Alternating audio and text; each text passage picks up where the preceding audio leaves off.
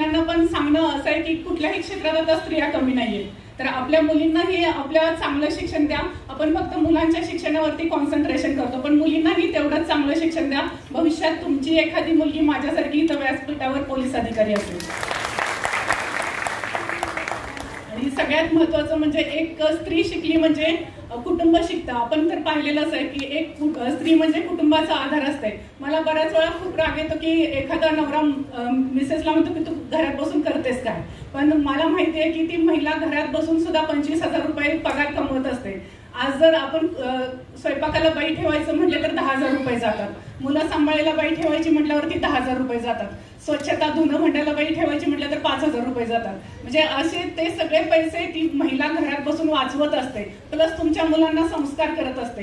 हे जर ती प्रोफेशनली वागायला लागले तर तुमचे 50,000 तर पुरणारच नाहीये. त्यामुळे इथून पुढे कधी आपल्या मिसेसना किंवा कोणालाही घरी बसून काय करते हा प्रश्न कधीच विचारू नका.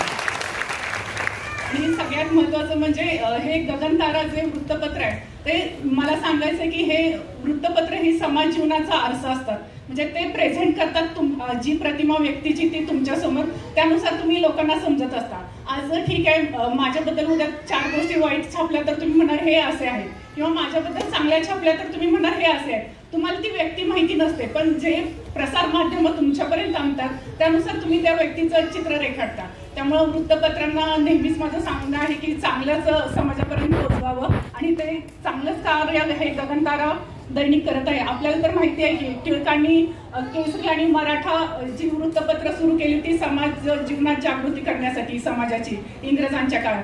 तसंच आपलंही वृत्तपत्र हे समाज जीवनाचा आरसा असलं पाहिजे, ह्याची दक्षता नेहमीच गगनतारा घेईल अशी मी शुभेच्छा व्यक्त करते. आणि सगळ्यात महत्वाचं मी जाताना 4 ओळी सांगणार आहे.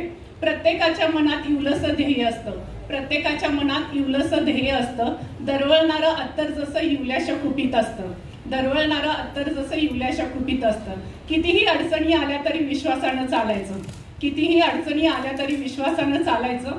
चांगल्या ध्येयासाठी सर्व काही विसरायचं, चांगल्या ध्येयासाठी सर्व काही विसरायचं. या जगात खूप काही खूप काही खूप काही चांगलं करायचं. जय हिंद, जय महाराष्ट्र.